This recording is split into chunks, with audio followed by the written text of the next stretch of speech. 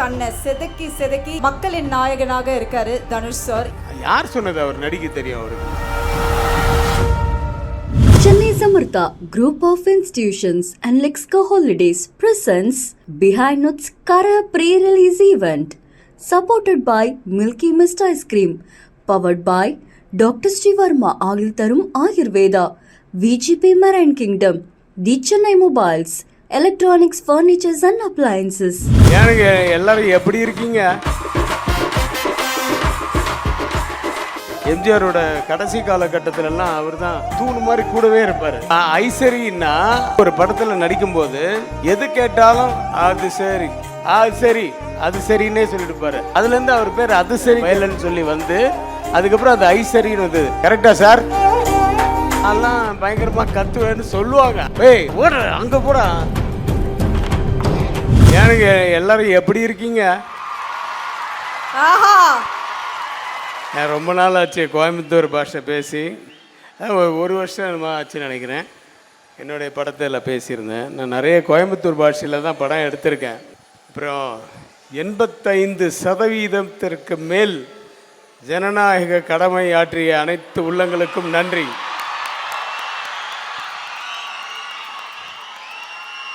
85% மேலெல்லாம் ஓட்டு விழுந்திருக்கு அப்படின்னா எனக்கே ஷாக்காக இருக்குது. ஏன்னா நான் ஒரு 35 இயர்ஸாக நான் ஓட் பண்ணுறேன். ஏன்னா 65-70 அவ்வளோதான் வரும். நான் சொல்கிற பர்சன்டேஜ். இப்போ நம்பர் ஆஃப் பீப்புள் அது தெரில எனக்கு இன்னும் எவ்வளோ டிஃப்ரென்ஸுன்னு. ஏன்னா இந்த சாருக்கு அப்புறம் பர்சன்டேஜ் ஒரு வேளை அதனால் கொஞ்சம் கூடியிருக்கலாம். பட் எனிவே அப்போ கூட அந்த நம்பர் டோட்டல் கூட கூட்டினா கூட அது கூட 20 lakhs என்னமோ ஜாஸ்தியான்னு சொல்கிறாங்க. கரெக்டாக தெரியல. எனிவே எல்லாருக்கும் அந்த கடமை ஆற்றணும்னு இருக்க. அது தனுஷ் சாரை கூட எல்லாம் டிவியில் தான் பார்த்தேன்.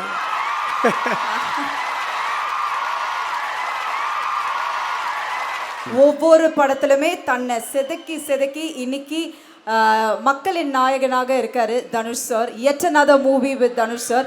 ஒவ்வொரு படத்திலுமே அவரோட கேரக்டர் நம்ம சொல்லவே வேண்டாம், அவ்வளோ அழகான ஒரு பெர்ஃபார்மன்ஸ் கொடுத்துட்ருக்காரு. இந்த படம் பொறுத்த வரைக்கும் எப்படி இருந்தது சார்? யார் சொன்னது அவர் நடிக்க தெரியும் அவருக்குன்னு? என்ன சார் அவர் வாழ்கிறாரு அந்த கேரக்டர். அவருக்கு நடிக்கவே தெரியாதுங்க. அந்த கேரக்டராகவே வாழ்ந்துருவார் அவர். அந்த ஷூட்டிங் ஸ்பாட்டில் அது வந்துட்டாருன்னா அந்த பிரேக் வரைக்கும் அந்த கேரக்டர் உள்ளே தான் இருப்பார். பிரேக் அப்புறம் மறுபடியும் ஆரம்பித்தா ஈவினிங் பேக்கப் வரைக்கும் இல்லை நைட்டு பேக்கப் வரைக்கும் மறுபடியும் அதே மாதிரி தான் இருப்பார். நான் ஒரு சுற்று பெருத்துட்டேன் அந்த ஷூட்டிங்கில் அட்டன் பண்ணி.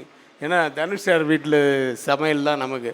அதுவும் அது சூப்பராக சமைப்பார். அங்கே ஒருத்தர் இருக்கார், என் ஒய்ஃபு கூட வந்தாங்க, அவங்களுக்கு வெஜிடேரியன். அதனால் நாங்கள் 2 பேருமே செம்மையாக சாப்பிட்டோம் இந்த ஷூட்டிங் டேஸில். அப்புறம் ஆக்சுவலாக என் ஒய்ஃப் வரேன்னு சொன்னாங்க. நான் சொன்னேன் இன்றைக்கி தனுஷ் சார் வருவார், ஆனால் அந்த சமயக்கார் வரமாட்டார் அப்படின்னு. அப்போ நான் வரலன்ட்டாவன். ஸோ அந்த அளவுக்கு ரொம்ப அழகாக கவனிச்சிருக்காரு உங்களை இல்லையா? சூப்பராக கவனிச்சார். அவர் என் ஃப்ரெண்டோட மகனுங்க, தங்க மகன். ஆமாம், தங்க மகன் தான் எங்கள் 2 பேர் ஃபஸ்ட்டு காம்பினேஷன். இப்போ கரசாமி, கரை, எல்லோரும் காரா கரா என்னென்னமோ சொல்லிட்டு இருக்காங்க. இந்த கரைன்னு டைட்டில் வச்ச உடனே எனக்கு ஒரு இன்சிடென்ட் ஞாபகம் வந்தது. ரஜினி சாரோட அப்போ நாங்கள் ஒரு படம் டிஸ்கஷனில் இருந்தோம். முத்துக்கு அப்புறம் டிஸ்கஷனில் இருக்கும்போது ரஜினி சார் திடீர்னு ஒரு நாள் கூப்பிட்டு, சார் படையப்பா எப்படி இருக்கு அப்படின்னாரு. அப்போல்லாம் நான் சரி சார் படம் என்னென்ன சார், இந்த சரங்கு சொறி அதெல்லாம் தான் ஒரு மாதிரி அவர்ஷனான வார்த்தை சார். படை அதெல்லாம் அதில் சார் படையப்பா எனக்கு புரியல. படையப்பா சார், படையப்பா சொல்லும்போது ஸ்ட்ராங்காக இருக்குது சார், அது என்ன படை அப்படின்னு. 6 படையப்பன் அப்படின்னாரு. 6 படையப்பன் சொன்னோன்னே அந்த இது நல்லாயிருக்கு. பட் எனக்கு எப்படி ஃபஸ்ட்டு கேட்டவுடனே ஒரு டவுட் வந்ததோ அதே டவுட்டு தான் நிறைய பேருக்கு வந்தது. நாட் ஓன்லி ஆடியன்ஸ், இண்டஸ்ட்ரியில் இருக்கவங்களுக்கு. அதுனே படையப்பா படையப்பா அப்படின்னு 25 வருஷம் கழித்து இப்போவும் சொல்கிறாங்க படையப்பா அப்படின்னு. அது மாதிரி அந்த கரைன்னு அவர் சொன்ன உடனே எனக்கு ஃபஸ்ட்டு கரை என்ன கரை சார், அவர் பேர் என்ன சார் படத்தில்? கரசாமி. ஓ, கரசாமியினுடைய ஷார்ட் ஃபார்ம். அவரை கரைன்னு தான் கூப்பிடுவாங்க அப்படின்ட்டு அவங்க சித்தப்பாவோ யாரோ ஒருத்தர் அவருடைய சைடில் ரிலேஷன்ஸ் யாரோ அப்படி தான் கூப்பிடுவாங்க. எனக்கு அது மைண்டில் ஏறிச்சுன்னு. அதே மாதிரி சார், டைரக்டர் சார், அதே மாதிரி படையப்பா மாதிரி இந்த கரசாமி பெரிய ஹிட் ஆகும், கவலையப்படாதீங்க. நான் படம் பார்க்கல, நான் நடித்த போர்ஷன் மட்டும்தான் டப்பிங் பண்ணேன். இருந்தாலும் படம் பார்த்தவங்க நிறைய பேர் என்கிட்ட சொல்லிட்டாங்க ரொம்ப பிரமாதமாக இருக்குன்ட்டு, இன்க்ளூடிங் மிஸ்டர் தனுஷ். இந்த ப்ரொடியூசருக்கு என்னுடைய நன்றி சொல்லணும். அதாவது அவர் வேல்ஸில் வந்து நான் முதல்ல பண்ண படம் வந்து கோமாளி.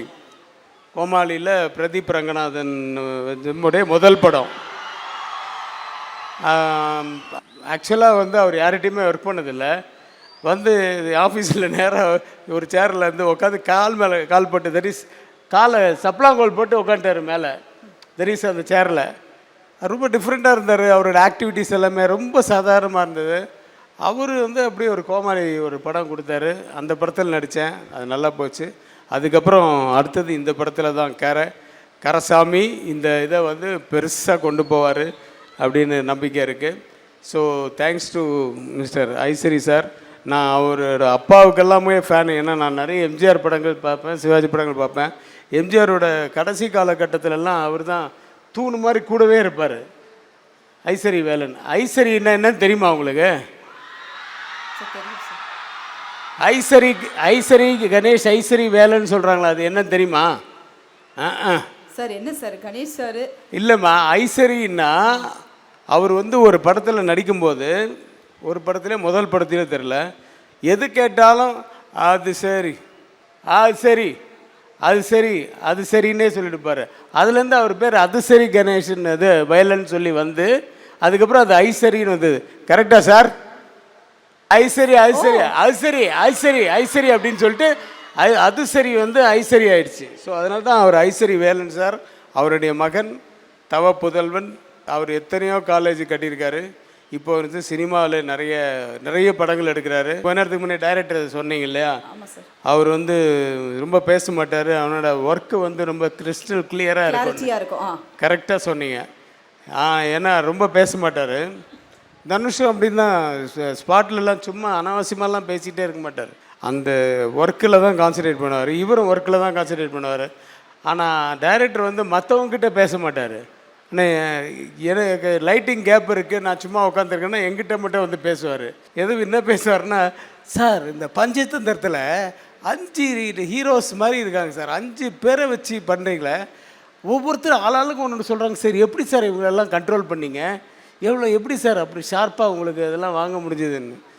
கண்ட்ரோலே பண்ணாமல் விட்டுருவேன். மானிட்டரில் டேக்கில் கட்டுன்றுவேன். ஒரு இடத்துல 1 மோர் கேப்பார் போல் இருக்குன்னு வச்சுங்கள்ல, அது ஓகே, அது வரைக்கும் இங்கேருந்து எடுத்துக்கலாம் அப்படின்ட்டு வேறு இடத்துக்கு வந்து இந்த மாதிரி எங்கிட்டேருந்து இன்புட்ஸ் எல்லாம் வாங்குவார்.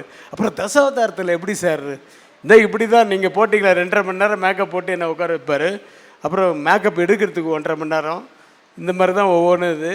சரி அப்போ கமல் சார் எப்படி சார் எப்படி பண்ணுவார், ரஜினி சார் எப்படி ஒர்க்கு அவங்ககிட்ட வாங்குவீங்க, இந்த மாதிரி ஏதாவது சினிமா சம்மந்தப்பட்ட விஷயமாக கேட்டுருப்பார் சார். அப்புறம் இன்னொரு விஷயம் என்னன்னா சார், உங்கள் ஸ்டைல் ஆஃப் டைரக்ஷன் வேறு, பட் இன்னைக்கு வந்து விக்னேஷ் சார் ஸ்டைலில் ஒரு டைரக்ஷனில் நீங்கள் நடிக்கும் பொழுது அந்த ஒரு வித்தியாசம் எப்படி இருந்தது சார் உங்களுக்கு? யூ ஃபைண்ட் அ டிஃப்ரென்ஸா? என்னோடய ஸ்டைல் வந்து அது ஒரு சிலர் இருக்காங்க. பட் இவங்கெல்லாம் இன்றைக்கி இருக்கிறவங்கெல்லாம் யாருமே அந்த மாதிரி ஸ்டைல் கிடையாது. ஏன்னா டோட்டலாகவே அந்த அப்ரோச்சே மாறி போச்சு. ரொம்ப சாஃப்ட்டு. நான்லாம் பயங்கரமாக கற்றுவேன்னு சொல்லுவாங்க, ஆனால் நான் கற்ற மாட்டேன் அப்படி சொல்லுவாங்க. ஏன்னா அந்த வேலை நடக்கிறோம் அப்படின்னா அதுக்காக கொஞ்சம் கற்று வேலை வாங்குறது, அவ்வளோதான். இது யாருக்கு இன்றைக்கி ஃபிலிமு, இன்றைக்கி டிஜிட்டல், அதுலேயே உங்களுக்கு தெரியும். அன்றைக்கெல்லாம் நாங்கள் வந்து எக்ஸ்ட்ரா ஒரு அடி கிளாப் வந்து லாங் ஷாட்லலாம் கிளாப் வச்சுட்டு ஓடுறோம் அப்படின்னா நான் கிளாப் வேணான்னு சொல்லிடுவேன். ஏன்னா அந்த எட்ஜில் கொடுத்தா போதும். ஃப்ரேமில் ஒரு எட்ஜில் இருந்தாங்க. ஏன்னா இங்கேருந்து ஓடணுன்னா 3 அடி போயிடும். ஒரு அடி 12 ரூபாடா, ஓடுற அங்கே போடா, அங்கேருந்து கிளாப் கொடுத்து எப்படி போடா, கிளாப் அவுட்டு இம்மிடியட்டாக ஆக்ஷன் வரும். ஸோ அப்படி இந்த ஃபிலிமை காப்பாற்றணும். அப்போல்லாம் ஃபிலிம். இப்போ வந்து டிஜிட்டலுங்கிறதுனால அது மானிட்டரே வந்து டேக்கில் தான் பார்க்குறது. டேக் சார் நல்லா வந்தால் வச்சுக்கலாம், இல்லைன்னா 1 மோர் எடுக்கலாம் சார். அப்படி தான் இன்றைக்கி நிறைய நடக்குது. ஆனால் இன்றைக்கி இருக்க ஸ்டைல் வேறு. ஆனால் நிறைய இப்போ பாருங்கள், ஃபார் எக்ஸாம்பிள் ஒரு சாங் ரெக்கார்டிங்னா அன்றைக்கெல்லாம் வந்து 8 ட்ராக்கு தான். 8 ட்ராக்கு, வாய்ஸுக்கே 2 ட்ராக் போயிடும். அப்புறம் வயலின்ஸுக்கு 1 2 போவோம். அப்புறம் ரிதம் செக்ஷன் போவோம். இந்த மாதிரி 8 ட்ராக்கில் 8 விரலை வச்சு ராமநாதன் சார்னு ஒருத்தர் அன்றைக்கி நேஷ்னல் அவார்டு வாங்கினவர் அப்படி சும்மா விளையாடும். பக்கத்தில் எம்எஸ்வி இல்லைன்னா இளையராஜா சார்லாம் உட்காந்து ஃப்ளூட் இப்படி கை காமிப்பாங்க. அடுத்தது ஃப்ளூட் வரப்போகுது, உடனே இந்த விரல் மேலே போவோம், இந்த விரல் போவோம். இப்படி அட் எ டைம் டேக் 8 ட்ராக்கை சேர்த்து அது வந்து ஸ்ட்ரெயிட்டாக அந்த ஸ்பூலில் ஏற்று டேப்பில் ஏறும். டேப்பில் இருந்து இம்மீடியட்டாக அன்றைக்கி நைட்டே வந்து நெகட்டிவில் போயிடும். அன்றைக்கி நைட்டே கொண்டு போய் டெவலப் பண்ணிவிடுவோம், சாங் ரெடி. இதுதான் அன்றைக்கி. இன்றைக்கி 600 சில்லற ட்ராக் இருக்குது. ஒரு டிங், ஒரு டக், எல்லாத்துக்கும் தனித்தனி ட்ராக்கு. அந்த மாதிரி திடீர்னு ஞாபகம் வந்து தூக்கத்தில் எழுந்து வந்து ஒரு இன்ஸ்ட்ருமெண்ட்டை வச்சு வாசி ஒன்று எடுத்து வச்சுக்கலாம். அந்த மாதிரி ட்ராக் இருக்குது. ஸோ அதுக்கு காரணம் டிஜிட்டைஸ்ட் ஆகி ஃபுல்லாக ட்ராக்ஸ் எவ்வளோ வேணாலும் எடுத்துக்கலாம். அதே தான் இந்த ஷூட்டிங்லேயும் ட்ராக்ஸ் நிறைய இருக்குது. அதனால் குவாலிட்டி பார்த்திங்கன்னா அன்றைக்கி இருக்கிற அந்த 2 ட்ராக் அந்த ஸ்டீரியோ தான் நீங்கள் மேக்ஸிமம் கேட்டிருப்பீங்க. இன்றைக்கி டால்பி டிஜிட்டல் அந்த என்னது 7.1 அப்புறம் அட்மாஸ் சவுண்டு இந்த மாதிரி டிஃப்ரெண்ட்டாக கேட்குறீங்கள, அதே மாதிரி தான் சினிமாலேயும் இதில் பிக்சர்லேயும் நிறைய ட்ராக்ஸ் இருக்குது.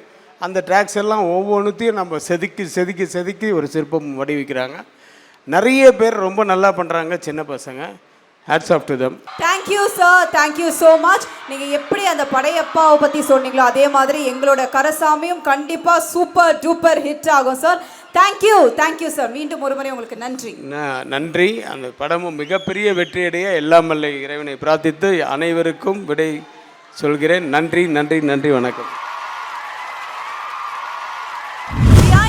Kara pre-release event titled sponsor Chennai's Amrita Groups of Institutions. Let's Go Holidays, Travel Beyond Boundaries. Supported by Milky Mist Ice Cream. Taste the Milky Mist Ice Cream once and there's no turning back. Powered by Dr. Sri Varma Wellness. அனைத்து நோய்களுக்குமான ஆயுர்வேத மருத்துவம் தமிழகம் எங்கும். VGP Marine Kingdom, India's first and largest walk-through aquarium. The Chennai's Mobiles மற்றும் Electronics Furnitures. Mobileக்கு Chennai Mobiles Applianceக்கு Digital Hub all in one store. Chennai's Amrita Group of Institutions and Lexco Holidays presents Behind Notes Kara pre-release event. Supported by Milky Mist Ice Cream. Powered by Dr. Sri Varma Agil Tarum Ayurveda. VGP Marine Kingdom. The Chennai Mobiles. Electronics, Furnitures and Appliances.